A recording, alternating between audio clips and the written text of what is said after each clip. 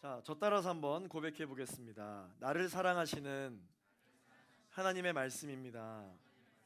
하나님은 나의 아버지이십니다. 나에게 아버지의 선한 성품을 주셨고 목숨 걸고 죄에서 건져 주셨고 영원토록 그분의 나라에서 함께 교제하실 것입니다. 하나님이 나의 아버지 되심이 최고의 은혜요 최고의 능력이 됩니다. 아멘. 아멘. 오늘부터 이 설교하기 전에 우리가 다 같이 방금 읽었던 이 문구를 다 같이 외치고 설교를 들으려고 합니다. 이번 세일의 특세 때 하나님은 나의 아버지시라라고 하는 주제로 담임 목사님이 설교를 하실 때 다 함께 성도들이 외쳤던 이 고백문이거든요. 저희가 이번 올해 1년간 이 고백을 계속해서 말씀을 듣기 전에 같이 선포를 하면서 설교 시간에 선포되어진 하나님의 말씀이 정말 나를 사랑하시는 하나님의 말씀으로 여러분 마음 가운데 와닿게 되기를 예수 그리스도 이름으로 축원합니다. 그래서 그런 마음으로 우리가 1년 동안 계속 외칠 거거든요. 그래서 순별로 이 암송대를 해야 되겠어요. 그래서 이거 빨리 여러분들 암송해서 말씀을 듣기 전에 항상 우리가 외칠 수 있었으면 좋겠습니다. 지난주에는 저희 일요일 육교회가 이렇게 비전을 선포하는 첫 번째 주일이었기 때문에 담임 목사님 영상 설교로 저희가 같이 말씀을 나눴죠. 오늘도 이렇게 2주간 진행되어지는 비전 선포 주간입니다. 그런데 2번 연속으로 담임 목사님 설교를 들으면 좀 그럴 것 같아서 담임 목사님 설교랑 똑같이 혹은 조금 다르게 제가 우리 교회 비전을 함께 선포하도록 하겠습니다. 여기 뚜껑을 안 열었네. 말 안 했으면 몰랐을걸. 24절 말씀을 같이 한번 읽어보겠습니다. 시작. 바나바는 24절 같이 읽어볼게요. 바나바는 착한 사람이요 성령과 믿음이 충만한 사람이라 이에 큰 무리가 주께 더하여지더라. 아멘. 자, 오늘 본문 말씀은 어떤 말씀이냐면 스데반 집사, 여러분 스데반 집사님 많이 들어보셨죠? 스데반 집사님이 어떤 분이십니까? 순교하신 분이죠. 복음을 전하다가 순교를 하신 분입니다. 이 스데반 집사님이 복음을 전하다가 돌에 맞아서 순교한 사건을 기점으로 복음이 전혀 위축되지 않고 오히려 더 큰 힘을 얻어서 복음이 전파되게 되었습니다. 어떻게 그런 일이 있을 수 있을까? 아마 스데반 집사님이 복음을 전할 때 이 돌을 던져서 죽이려고 선동을 했던 사람들도 아마 이 먼저 본을 보여주려고 스데반처럼 저렇게 교회의 말을 안 들으면 기존의 어떤 율법에 대하여 무시하는 발언을 하게 되면 내가 선례를 보여주겠다 하면서 아마 순교를 하고 돌을 던지기 시작한 사람들이 분명히 있을 것입니다. 그런데 이 오히려 스데반 집사가 전했던 그 복음이 위축되지 않고 더 큰 힘을 얻었던 이유가 무엇일까?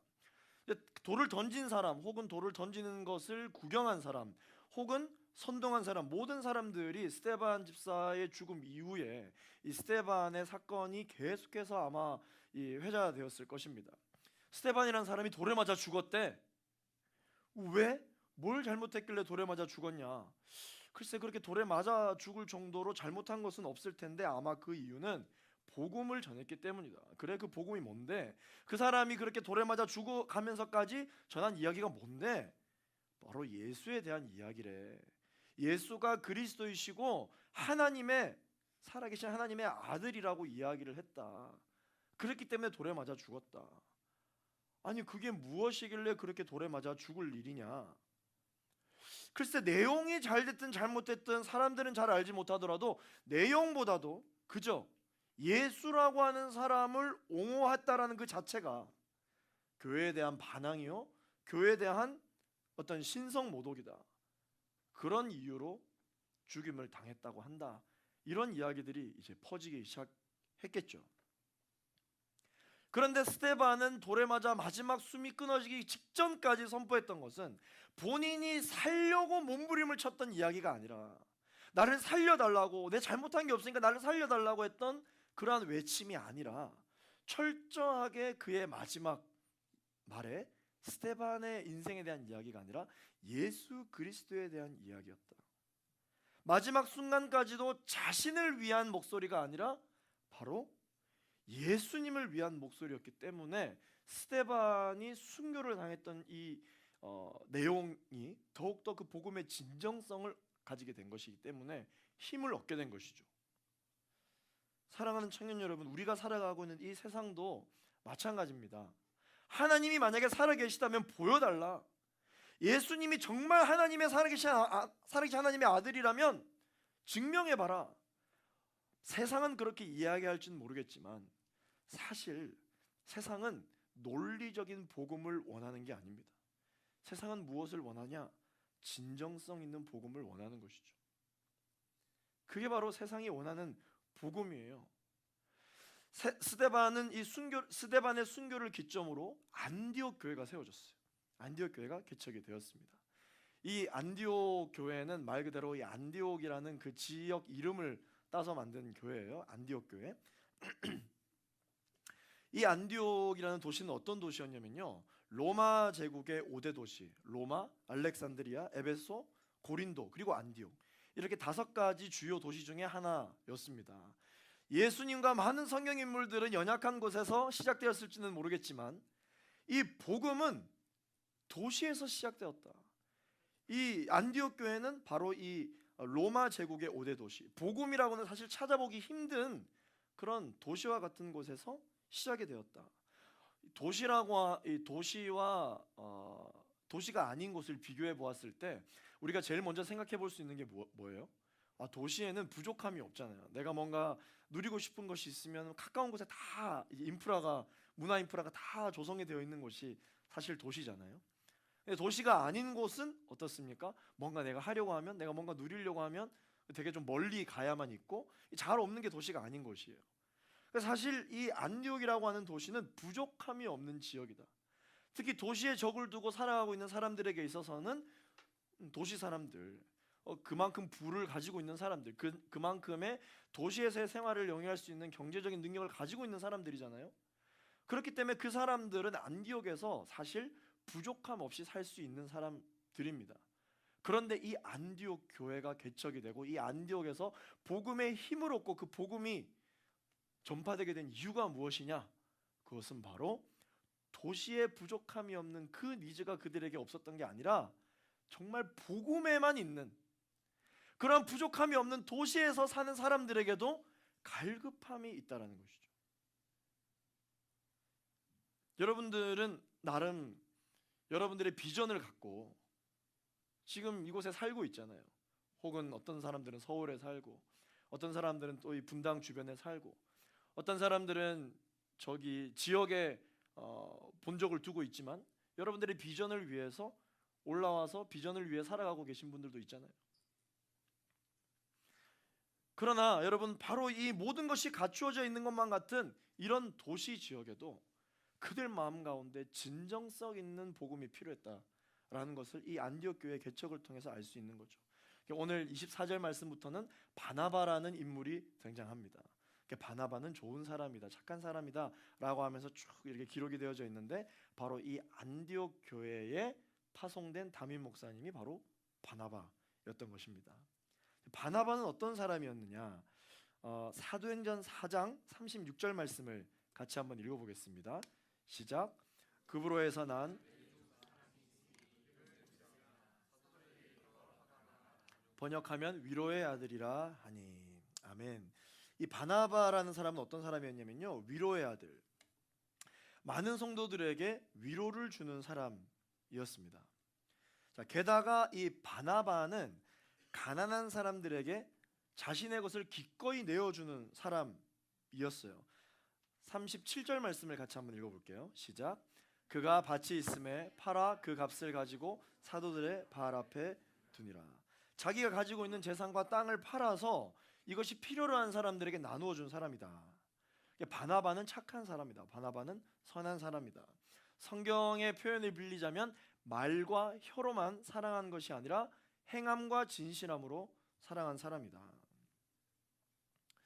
제가 이제 여러분들 저랑 같이 신앙생활을 해보면은 그런 말을 들을 때가 있을 거예요. 목사님 언제 저랑 한번 꼭 같이 식사 한번 해요. 제가 꼭 식사 한번 사드리고 싶어요. 그렇게 이야기하면 꼭 그렇게 합시다 하고 이렇게 보통은 이렇게 다음 기약을 잡잖아요. 저는 그러지 않습니다. 언제 한번 식사 한번 해요. 당장 핸드폰에서 며칠 몇 시 자 이야기하세요. 제가 그렇게 바로 약속을 잡아요. 왜냐하면 이게 그냥 이제 흘러가 버리는 경우가 많이 있기 때문이죠. 또 마찬가지로 우리 크리스찬들이 진짜 습관처럼 아무 의미 없이 하는 얘기가 있어요. 기도하겠습니다.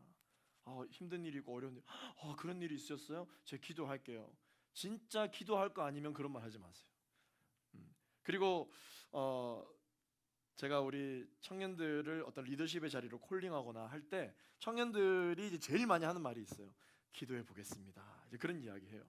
그럼 제가 뭐라고 이야기하냐면 아마 저한테 그런 말 들은 사람이 있을 거예요. 기도를 왜 하냐? 기도하면 당연히 하나님이 하라고 하지.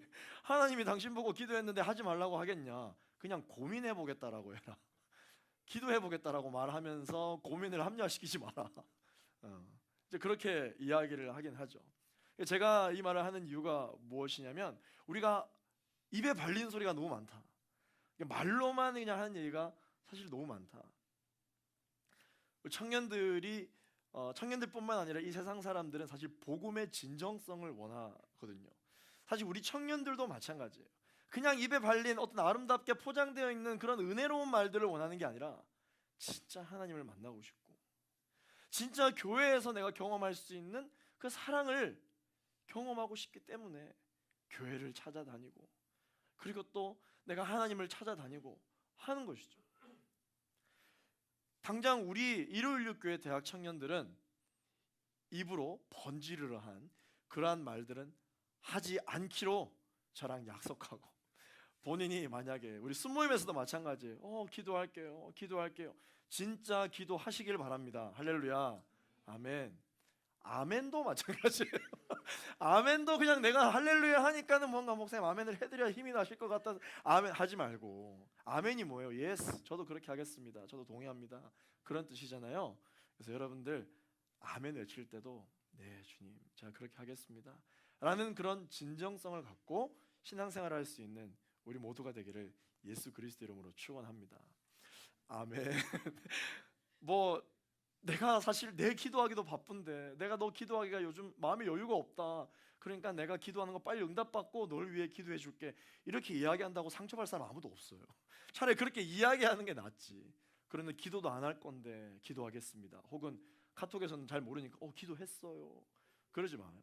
우리 대청에 하나의 온라인 문화가 저는 이렇게 정착됐으면 좋겠는데 누군가가 기도 제목을 올리잖아. 그러면 기도하겠습니다. 기도했습니다. 이렇게 한마디만 남기지 말고 두 줄 이상 쓰기. 하나님 아버지 우리 순원이 이런 기도 제목을 냈는데 하나님 이렇게 역사해 주시고 이렇게 응답해 주시고 이렇게 치료해 주십시오. 예수 그리스도 이름으로 기도하였습니다. 아멘. 이렇게 그냥 카톡상으로도 올려주면 좋을 것 같아요. 기도합니다. 나중에 한 막 50명이 기도합니다. 별로 기도의 마음이 기도를 했는지 안 했는지 별로 마음이 안 생기거든요. 근데 차라리 두 줄이라도 괜찮아요. 아니 한 줄이라도 괜찮아요. 본인이 기도 제목을 올린 내용 그대로 써도 괜찮아요. 기도했습니다. 예수 그리스도 이름으로 기도했습니다. 아멘. 이게 막 쌓이잖아요. 큰 힘이 돼요. 큰 힘이 돼요. 그런 위로와 축복은 목사님 제가 제일 많이 받는 것 같긴 해요. 네. 우리 아들이 너무 자주 아프니까 TM방에다 올리면 목사님 기도할게요. 목사님 기도 제가 제일 많이 복을 누리고 있는 것 같습니다. 여러분도 이 공동체 유익을 누리시기를 바랍니다. 바나바 이야기하다가 왔는데 24절 말씀을 우리 한 번 더 읽어볼까요? 오늘 본문 24절 한 번 더 읽어보겠습니다. 시작.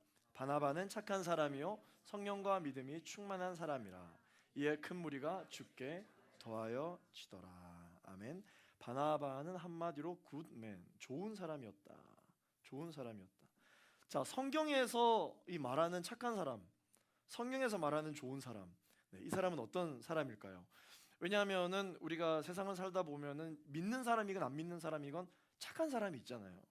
근데 성경에서 바나바를 들어 착한 사람이다 이렇게 이야기하고 있습니다. 성경에서 말하는 착한 사람은 어떤 사람인가? 바로 신앙과 인격이 좋은 사람을 착한 사람이다 라고 그렇게 이야기를 합니다. 신앙과 인격이 다 좋기는 쉽지 않아요. 내 주변에도 신앙이 좋은 사람도 있고 인격이 좋은 사람이 있는데 신앙과 인격이 다 좋은 사람을 만나기란 쉽지 않습니다. 자, 그렇다면은 예수님은 어떤 사람이었느냐? 예수님이 신앙과 인격이 다 좋은 착한 사람이었어요. 그걸 또 다른 말로 어떻게 표현하고 있냐면 누가복음 2장 52절 말씀을 같이 한번 읽어보겠습니다. 시작. 예수는 지혜와 키가 자라가며 하나님과 사람에게 더욱 사랑스러워 가시더라. 아멘. 우리 청년들이 보통 어떻게 생각하냐면 예수님 하면 그냥 핍박받고 조롱당하고 이스라엘 백성들에게 환영받지 못하는 어떤 그런 인기가 없는 그런 실망만 안겨준 그런 메시아이자 사람이라고 아마 생각을 많이 할 거예요. 그러니까 십자가에 이제 못 박혀 돌아가신 거죠. 그런데 예수님이 정확하게 30살 때 공생의 사역이 시작되기 전에 청년이 되기까지 예수님이 어떤 사람이었냐면 첫 번째 하나님께 사랑받고 두 번째 사람들에게 사랑받았다. 사람들에게 사랑스러웠다. 자, 여러분 생각해 보세요. 하나님에게 사랑받는지는 우리가 잘 모르겠어도 사람들에게 사랑받는 사람은 어떤 사람들이에요? 예의가 바르죠. 말 예쁘게 하는 사람들. 그리고 어떤 질서와 사람들이 좋다라고 생각하는 것들을 잘 하는 사람들이 보통 사랑받잖아요.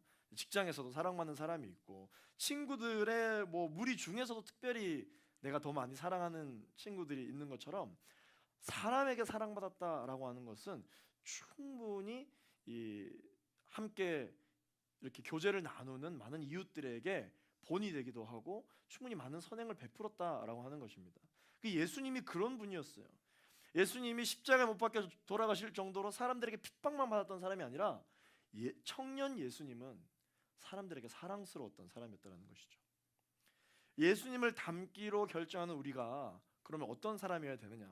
왠지 신앙생활을 잘하고 정말 성경의 인물처럼 살아가려면 뭔가 세상과 등을 지고 세상으로부터 핍박을 받아야만 내가 신앙생활을 잘한다.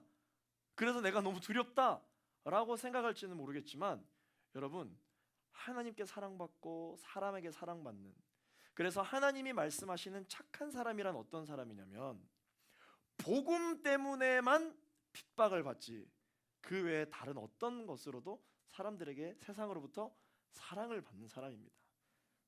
사랑하는 우리 일요일교회 대청 여러분, 사람에게 하나님에게 사랑받는 여러분 되시기를 예수 그리스도 이름으로 축원합니다. 이 정도만 봐도 담임 목사님 설교랑 완전 다릅니다. 지금 전혀 없는 내용이에요.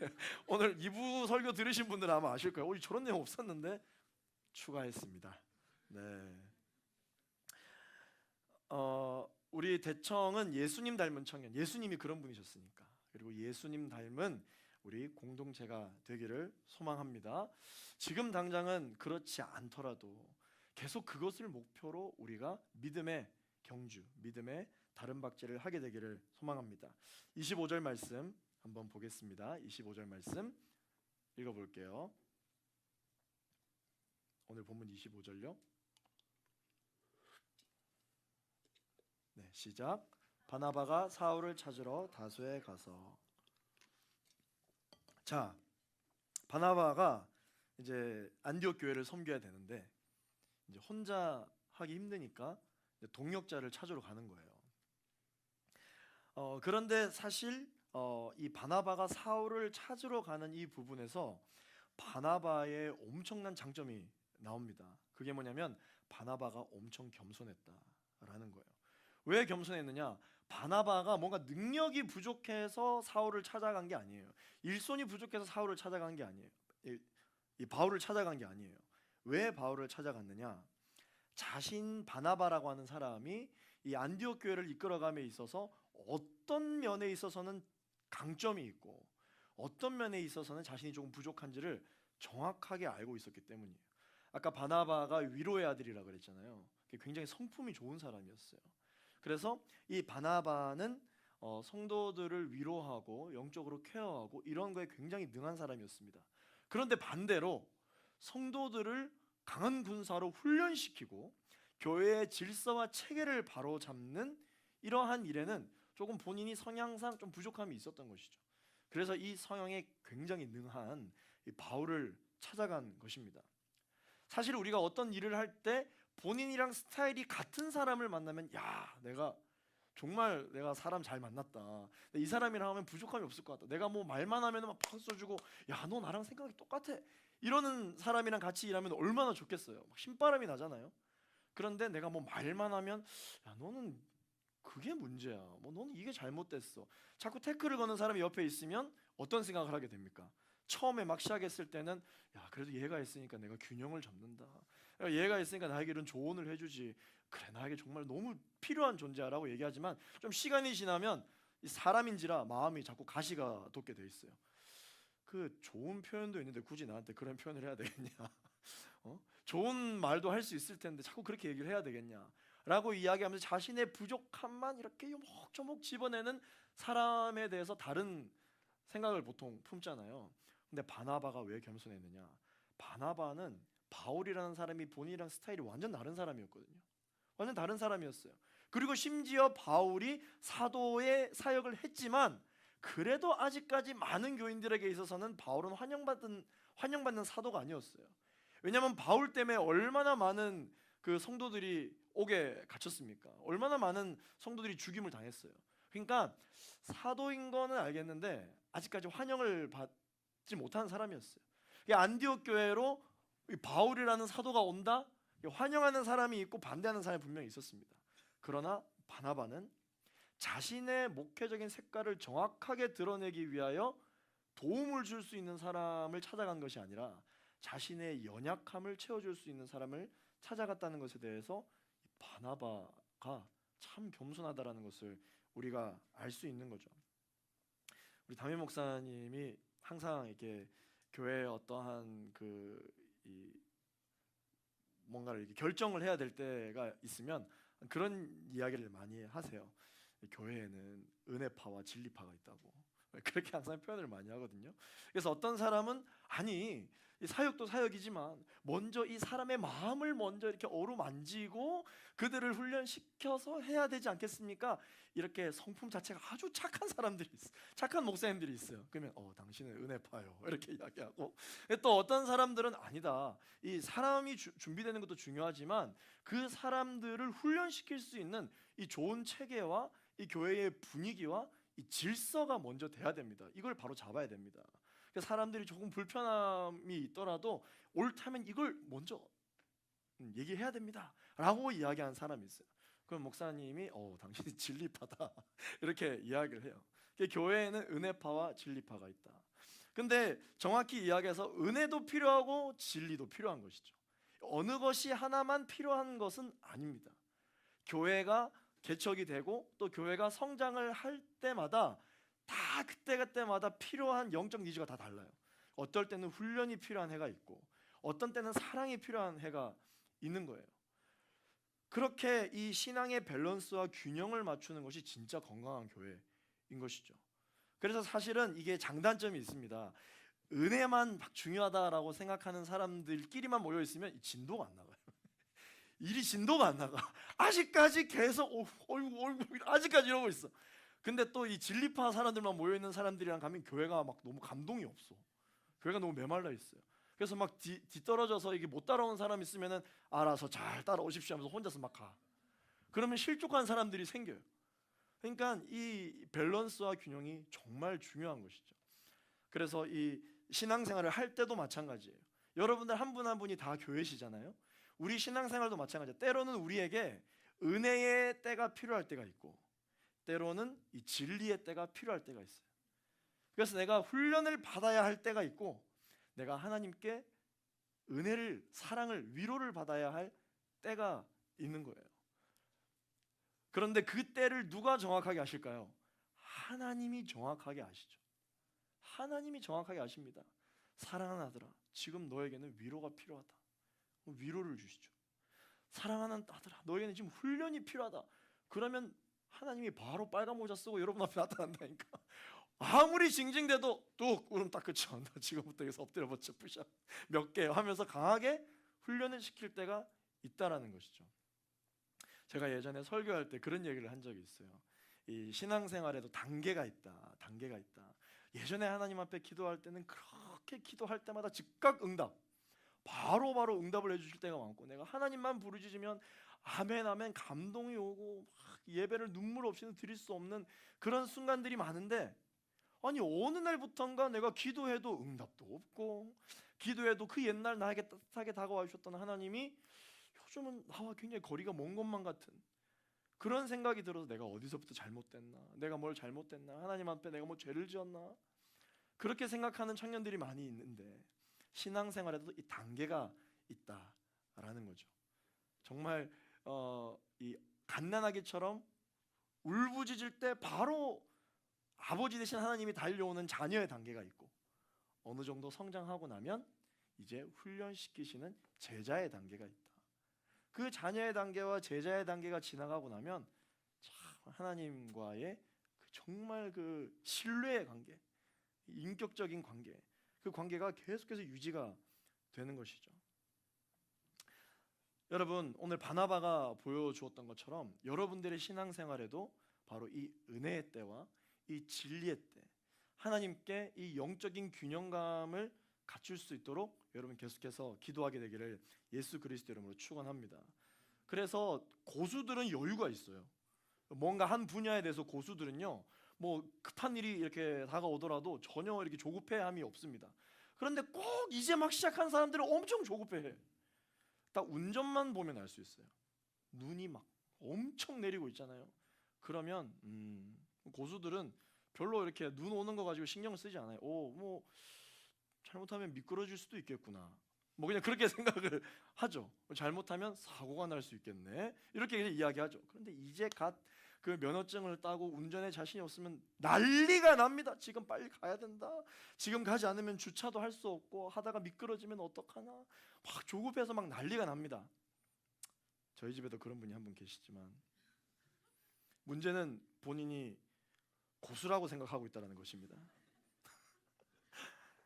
신앙생활도 여러분 마찬가지예요. 신앙생활도 이 영적인 밸런스를 잘 갖추고 있는 사람들은 시험이 다가오더라도 전혀 조급해하지 않아요. 시험이 왔네? 기도하자. 유혹이 찾아왔네? 기도해야 될 때인가 보다. 나에게 의심이 찾아왔네? 하나님께 돌아가야 될 때가 왔나 보다. 그렇게 해서 유연하게 대처를 하는데, 이 신앙생활에 있어서 하나님이랑 안 친한 사람들이 꼭 그래요. 시험이 다가오잖아요. 큰일 났어. 막 사탄에 아주 그냥 막 본인 인생을 사탄이 다 망칠 것만 같이 안달이 나는 사람들이 있습니다. 사랑하는 우리 일요일교회 대청 여러분, 하나님은 우리의 아버지 되십니다. 하나님이 여러분들이 그렇게 사탄의 무리에 끌려가도록 내버려 두실 리가 없어요. 두실 리가 없어요. 두려워하지 마시길 바랍니다. 의심하지 마시길 바랍니다. 걱정하지 마십시오. 하나님께서 여러분들을 절대 고아와 같이 내버려 두지 않으시는 아버지 되신 하나님이시라는 것을 여러분 꼭 기억하시길 바랍니다. 오늘 본문 26절 말씀을 같이 한번 읽어보겠습니다. 26절 시작. 만남에 안디옥에 데리고 와서 제자들이 안디옥에서 비로소 그리스도인이라 일컬음을 받게 되었더라. 자, 안디옥에서 비로소 그리스도인이라 일컬음을 받게 되었다. 그러면 교회 안에서 교인들이 서로 교인에게 야 진짜 크리스천 같으시네요, 진짜 크리스천 같으시라고 얘기한 것이 아니라, 교회 밖에서 안디옥 교회 안 다니는 사람들이 안디옥 교인들을 보고 정말 크리스천 같으십니다, 정말 참으로 그리스도인이시네요 라고 이야기를 하게 되었다라고 하는 것이죠. 어떻게 했기에 그렇게 됐느냐라는 것입니다. 여러분, 그리스도인, 이 그리스도인이란 뜻은 무엇일까요? 두 가지 뜻이 있습니다. 첫 번째는 그리스도께 속한 사람이고, 두 번째는 그리스도를 닮은 사람을 그리스도인, 크리스천이라고 이야기를 합니다. 우리가 지난주에 시편 2편을 통해서 담임 목사님 그 영상 설교를 통해서 우리가 이제 알게 된 것이 있죠. 우리는 그리스도인이다. 그리고 우리는 예수를 믿기 때문에 1번은 충족하는 거예요. 그리스도께 속한 사람, 우리는 이미 예수에게 속한 사람입니다. 자, 두 번째로 그리스도를 닮은 사람, 이게 어려운 거예요. 이게 어렵습니다. 예수님을 알고 예수님을 믿는 건 쉬운데 예수님을 닮아가는 게 어려운 거죠. 그래서 다윗도 하나님께서 이 사람 정말 내 마음에 합한 사람이다, 내가 너무 좋아하는 사람이다 라고 얘기했던 이 다윗도 결국은 본인이 어떤 삶을 살기로 스스로에게 계속해서 이 동기부여를 했냐면 자기가 리틀 메시아, 작은 메시아로서의 인생을 산다라고 이야기를 했어요. 다시 이 땅을 구원해서 오실 그 메시아를 증거하는 작은 메시아가 나 다윗이다, 이렇게 이야기를 했던 것처럼, 여러분 우리는 어떤 사람들일까요? 이 땅에 오셨고 그리고 다시 이 땅에 오셔서 우리를 구원하실 예수님을 증거하는 사람들, 리틀 지저스, 작은 예수, 작은 예수님들이 우리라는 것이죠. 우리 양옆에 동역자들에게 인사하겠습니다. 예수님 안녕하세요. 네, 한 번 더 인사하겠습니다. 당신을 보니 예수를 닮은 것 같습니다. 인사하겠습니다. 네, 아무도 아멘은 안 하시지만, 네. 근데 여러분 참 안타깝지만 세상은 어쩔 수가 없어요.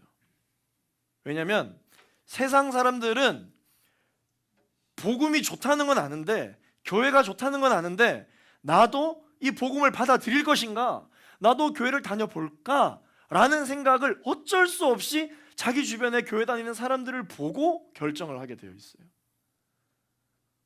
우리는 좀 부담스러운 시선이지만 어쩔 수가 없어요. 왜냐하면 그들이 경험할 수 있는 교회라는 것은, 그들이 경험할 수 있는 하나님의 사랑이라고 하는 것은 자기 주변에 교회 다닌다고 이야기하는 사람들이거든요. 그 여러분들이 작은 교회, 여러분들이 작은 예수님이에요. 사랑하는 청년 여러분, 우리가 단 하루를 살더라도 예수님을 닮기 위하여 몸부림치는 인생을 살기를 예수 그리스도 이름으로 축원합니다. 우리가 이렇게 일주일에 한 번 주일날 여기 다윗홀 모여서 예배를 드리지만, 이제 예배가 끝나고 다윗홀 저 문을 열고 나서는 순간부터 여러분들이 일요일 교회예요. 여러분들이 다 일요일 교회입니다. 그런데 이제 많은 경우 세상 사람들이 믿음의 사람들을 보고 교회를 가볼까? 하나님이 살아계신가? 라고 고민을 할 때 대부분의 경우는 기대하기보다는 실망을 더 많이 하게 됩니다. 오늘날 한국 사회에서 왜 교회는 세상의 신뢰를 잃게 되었나? 두 가지가 있는데, 첫 번째는 세속화 때문이다. 우리 청년들이 자주 접하는 단어, 타협이죠. 타협. 교회가, 오늘날 교회가 너무 많이 타협했다, 세상과 타협했다라는 거죠. 교인들을 보면 세상 사람들과 다른 게 전혀 없다, 다른 것을 찾아볼 수가 없다. 똑같이 돈 좋아하고, 똑같이 성공 좋아하고, 똑같이 권력 좋아하고, 똑같이 음주 가무 좋아하고, 회식 자리에서 술 권해놓고 마시고 나면 융통성 있는 크리스찬이네 라고 이야기하는 거 많이 들어보셨죠? 속으로는 어떻게 생각하시는지 알아요? 너도 똑같네 라고 생각합니다. 여러분, 아니 오히려 교회를 다니는 사람들이 더 선동해서 회식 자리 막 분위기를 만들죠. 술 권하면 저 교회 다녀서 안 마십니다. 나도 목사 아들이야, 너도 마셔. 나도 우리 아버지 장로야, 나 마셔. 괜찮아, 마셔. 나도 교회 다니는데 잘 있는데 너는 뭔데 안 마시냐? 다 똑같은 레파토리잖아요. 그럴 때 이렇게 이야기하십시오. 당돌하게, 진짜는 안 마십니다. 이렇게 다 얘기하세요. 바로 왕따 이제 당하는 거죠. 네. 차라리 하나님한테 왕따를 당하는 게 낫겠어요. 세상한테 왕따를 당하는 게 너무 흑백 논리인가? 네. 그렇게 이야기하는 사람들이 많죠.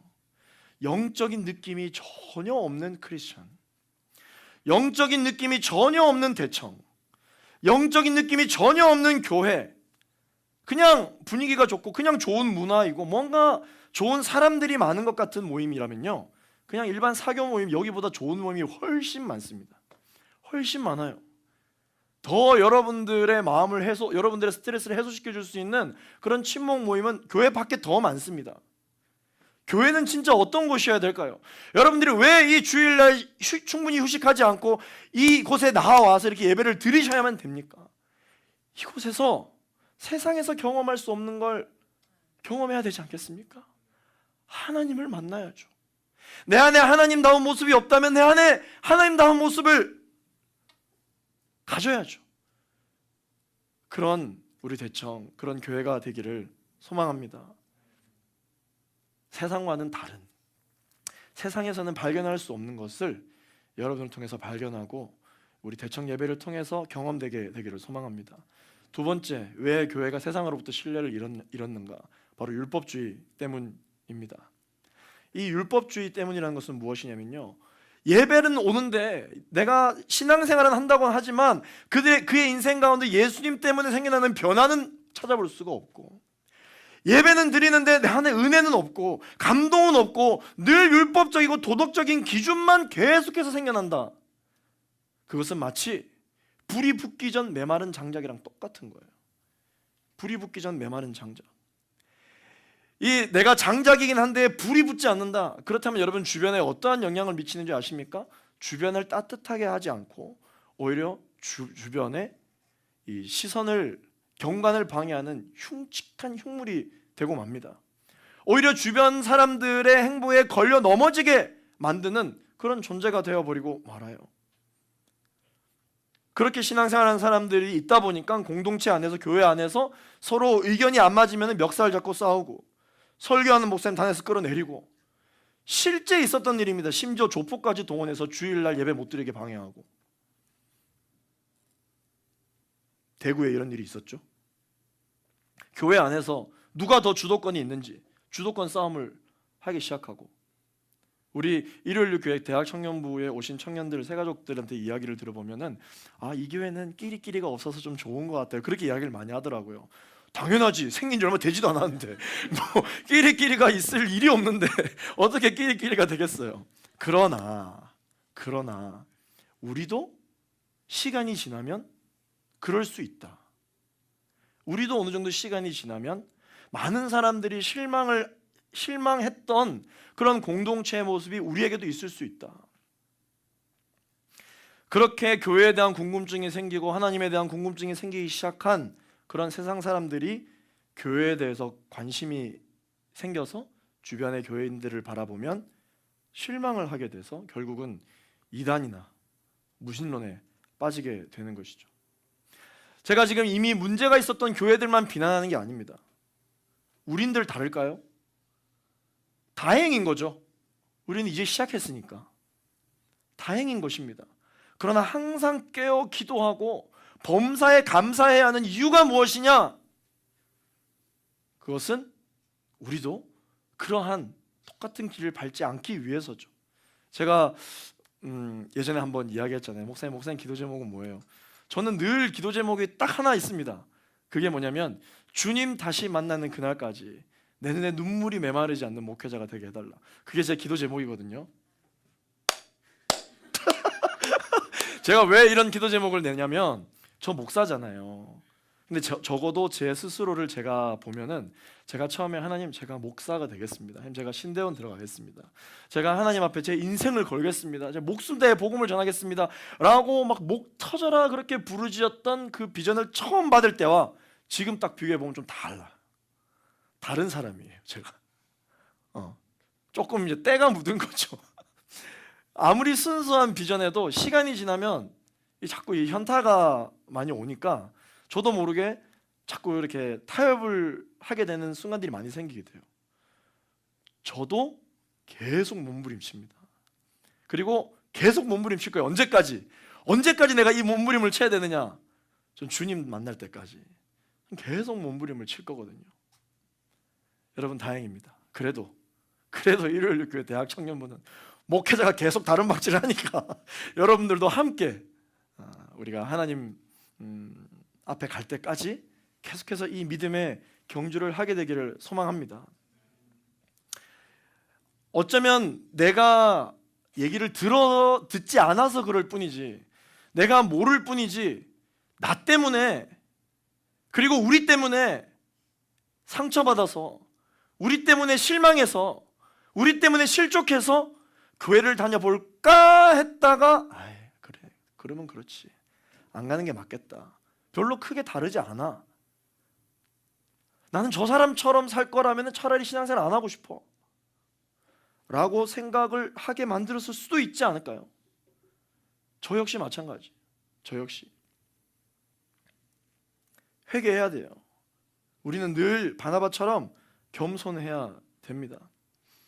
우리 일요일 교회 대학 청년부에 처음 오신 우리 새가족분들과 이제 이야기를 이렇게 쭉 나눠보면 목회자들 때문에 상처받은 청년들이 많아요. 교회 때문에 상처를 받아서 신앙생활을 안 하다가 안 해보니까 본인이 안 되겠으니까 그냥 다시 와서 신앙생활을 시작한 청년들이 많아요. 그 얘기를 들으면 어떤 마음이 드는지 아세요?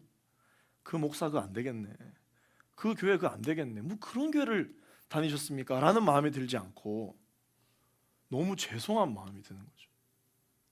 너무 미안한 마음이 드는 거예요.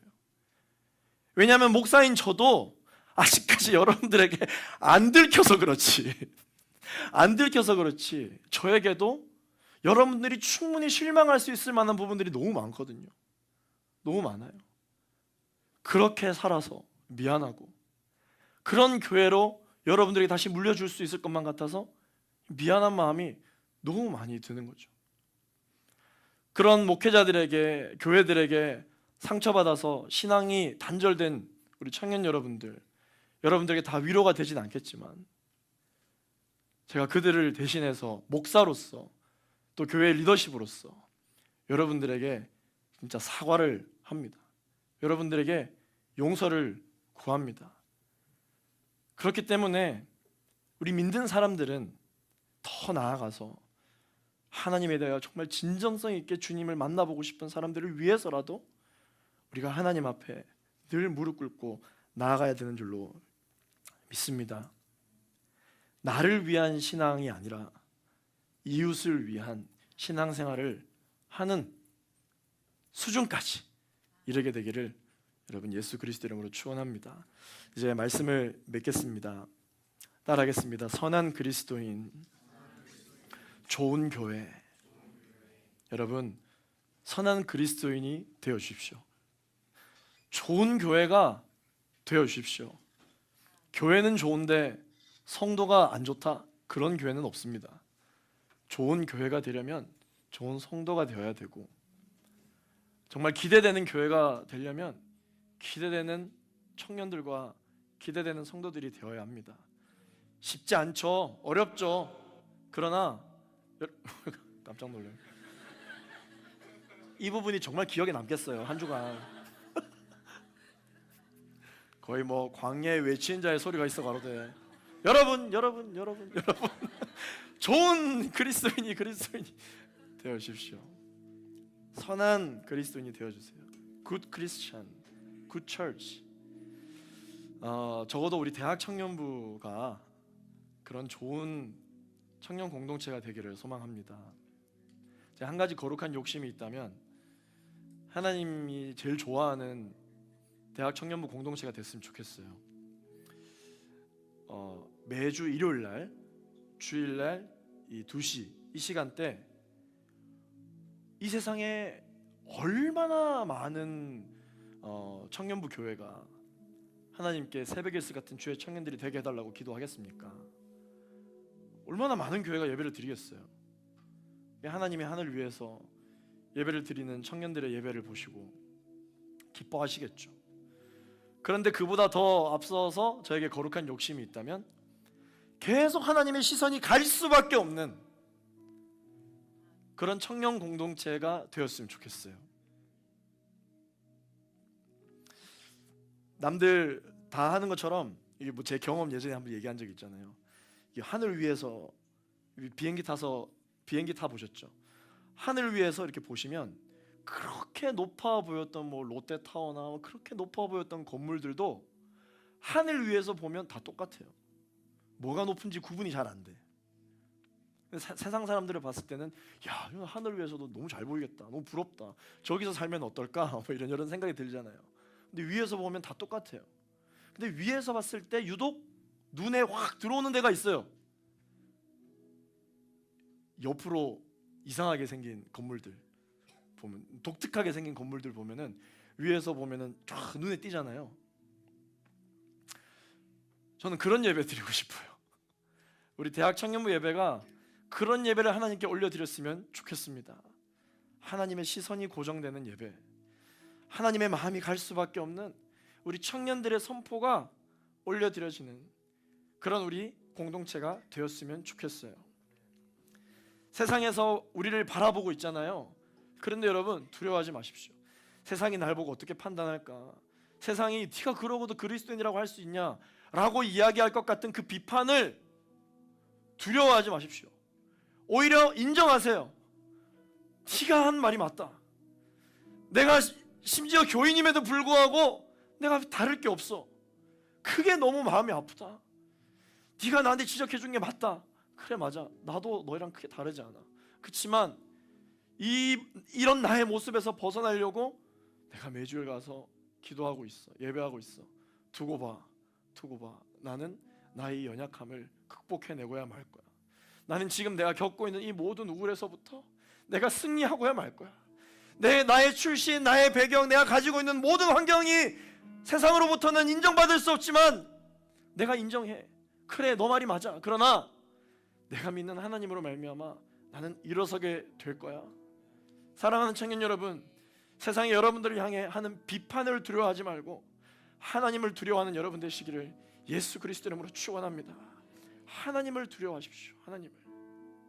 세상으로부터 왕따 당할 걸 두려워하지 말고 하늘나라로부터 왕따 당할 걸 두려워하는 여러분 되시기를 예수 그리스도 이름으로 축원합니다.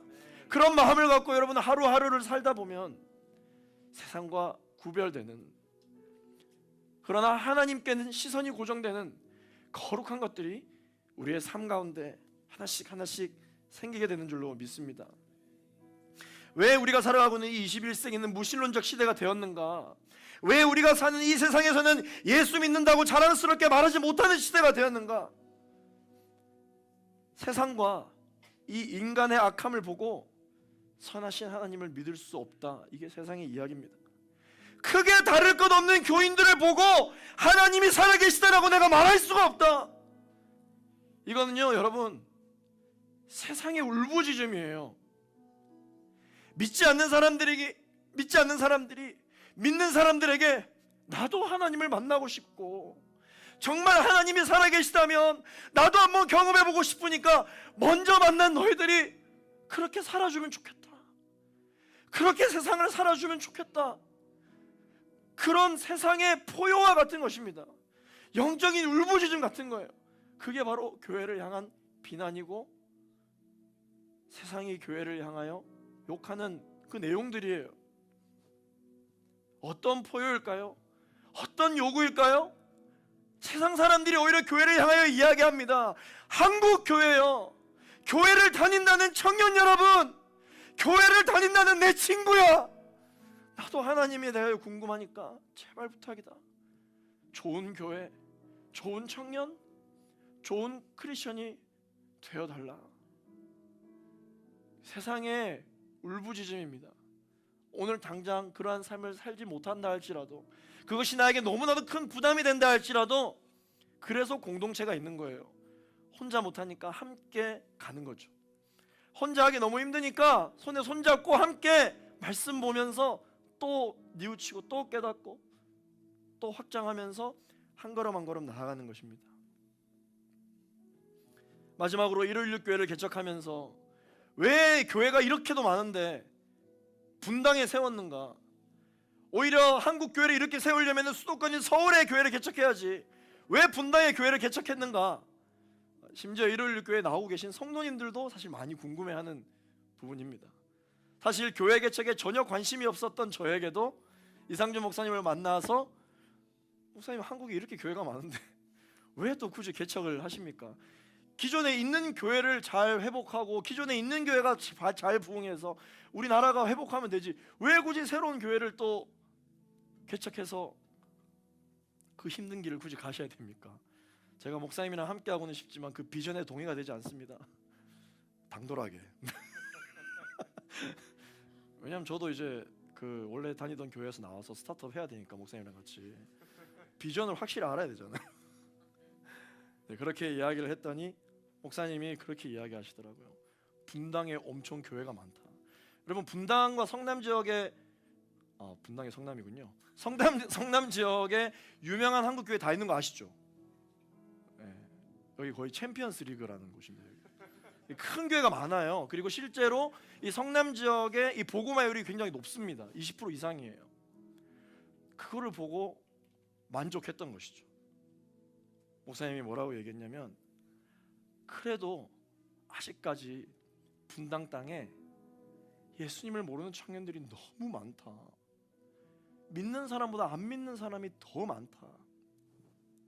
오히려 이곳에 믿는 사람이 많다면 이곳이 정말 거룩한 도시가 되어서 천국의 좋은 교회, 건강한 교회, 믿고 신뢰하고 본인의 영혼을 의탁할 수 있는 그런 교회를 세우려고 한다. 그것이 하나님께서 나에게 주신 비전이다 라고 말씀을 해주시는데, 아멘이 나오더라고요. 아멘. 아멘. 믿는 사람이 많지만 아직까지 믿지 않고 허우적대고 있는, 몸부림치고 있는 사람들이 너무 많기에 그저 만날 수 있는 모든 사람들에게 복음을 전하고, 바로 이 분당 땅이, 이 성남 땅이 안디옥과 같이 거룩한 부흥의 도시가 될 수 있게 되기를 예수 그리스도의 이름으로 축원합니다.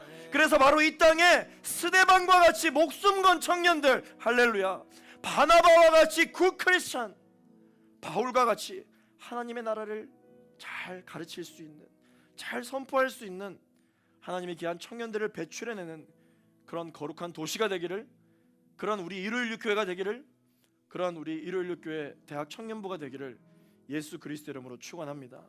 함께 이 시간 우리 말씀을 기억하면서 기도하기를 원합니다. 우리 가장 먼저는 하나님 앞에 거룩한 결단을 주님 앞에 올려드렸으면 좋겠습니다. 하나님, 나는 과연 하나님께 사랑받고 세상으로부터도 사랑받는 하나님의 청년인가?